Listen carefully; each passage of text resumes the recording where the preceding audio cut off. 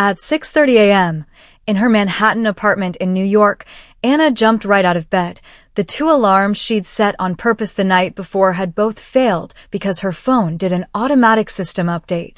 She grabbed her suitcase, packed the night before, and bolted for the door, but she knocked over a coffee cup in the entryway.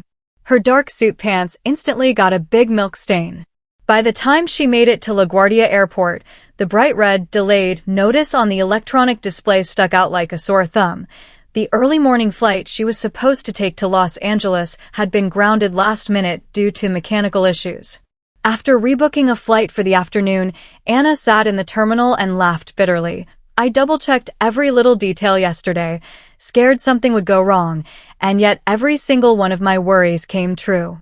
The more you fear something, the more likely it is to happen scenario is the most vivid real-life example of Murphy's Law. Murphy's Law, a probability maxim born in the lab.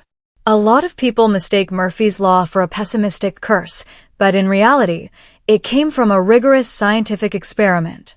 In 1949, Edwards Air Force Base in the U.S. was conducting the MX-981 experiment, designed to test pilots' tolerance for acceleration during high-speed flights. Edward Murphy, the engineer in charge of designing the sensors, noticed that a tech assistant had wired all 16 sensors backwards while installing the equipment, even though there was a correct way to install them. The assistant somehow managed to pick the wrong method every single time. When reviewing the incident later, Murphy joked half seriously, "If there are two or more ways to do something, and one of those ways will lead to disaster, then someone will definitely choose that one." The quote quickly caught on around the base, then was later covered by Aviation Week, and gradually spread from the aviation industry to everyday life. After years of evolution, the core meaning of Murphy's Law was simplified to, as long as there's a chance something could go wrong, no matter how small that chance is, it will definitely happen in the long run. To be clear, Murphy's Law doesn't deny the existence of good luck, nor does it promote fatalism. It's essentially a down-to-earth explanation of probability rules. Even if something has a 99% chance of succeeding, as long as there's a 1% chance of failure, failure is bound to happen if you try enough times. Take roulette in European and American casinos, for example. Even if the probability of the ball landing on red is slightly higher than black, players who bet long-term will always run into that low-probability event, where black comes up 10 or more times in a row. That's not bad luck, it's an inevitable result of probability. Practical applications of Murphy's Law, the revelation code from a psychological perspective. The reason Murphy's Law has become a cross-border life consensus is largely because it aligns closely with human psychological mechanisms. From a psychological standpoint, what we perceive as Murphy's Law coming true is often the result of the combined effect of cognitive biases and probability rules. In European and American workplaces, confirmation bias often makes Murphy's Law seem extra accurate. When Silicon Valley tech giant Meta launched its VR social platform Horizon Worlds in 2021, the product team worried repeatedly that users would give up because the interface was too complicated. Even though 80% of participants in internal testing could complete tasks smoothly, the team couldn't stop fixating on the confused feedback from the other 20%. After the platform launched, dozens of complaints popped up on North American user forums saying, "Can't find the friend request button." The team immediately called an emergency meeting, thinking Murphy's Law had come true. But the data told a different story. At the time, the platform had over 200,000 daily active users, and negative feedback only accounted for 0.03%.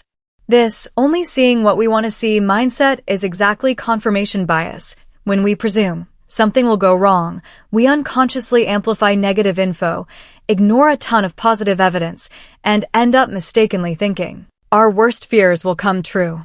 In daily life, loss aversion further reinforces Murphy's Law's sense of existence.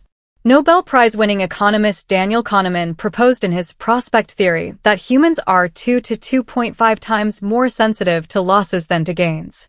This plays out especially clearly in European and American commuting. Mark, a commuter in Los Angeles, drives to downtown via Highway 10 every day. Most days, he gets there in 40 minutes, but just one time he hits a 1-hour traffic jam from a car accident, and he'll keep saying over and over, "I knew today would be a traffic day." Actually, he gets stuck in traffic no more than twice a month, but the frustration from those 2 losses far outweighs the satisfaction of the 28 smooth commutes. This mindset makes it easier for us to remember the times things go wrong, leading to the illusion that Murphy's Law is always in effect. In public safety, the illusion of control often makes people underestimate risks, and they end up getting slapped in the face by Murphy's Law.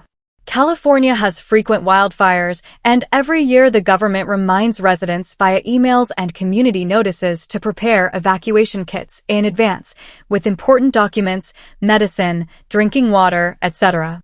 But during the 2023 Northern California wildfires, the Smith family, who live in a suburb outside San Francisco, got stuck in a tight spot because they were totally unprepared.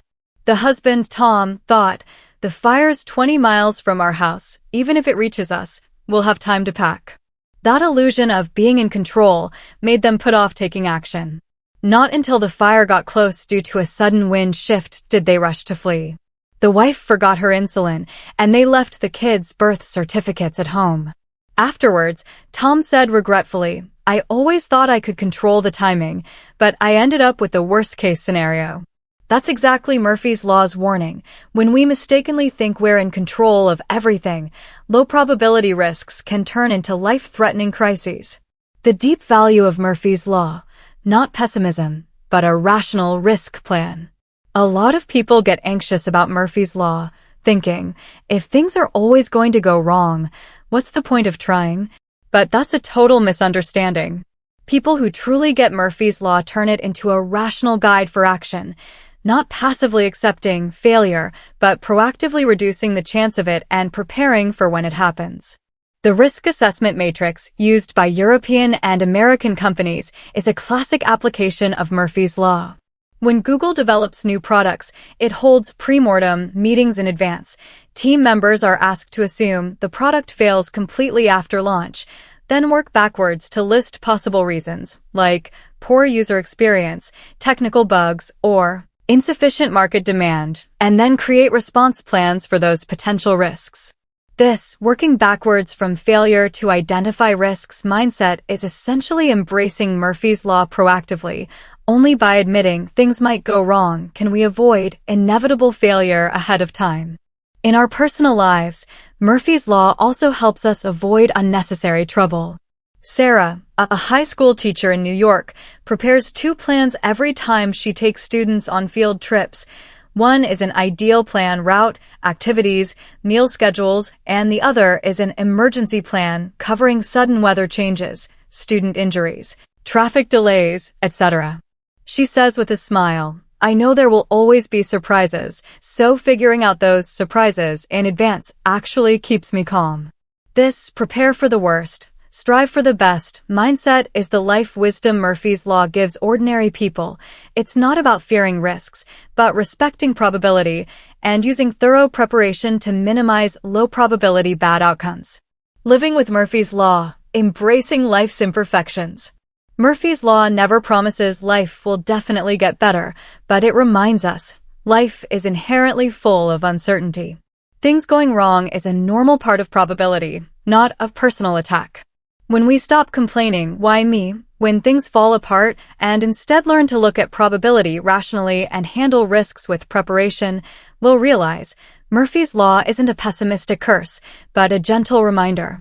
Embrace life's imperfections, do the preparation you need to do, and leave the rest to probability. After all, in a world full of uncertainty, it's more important to be able to fix things after they go wrong than to never make a mistake in the first place.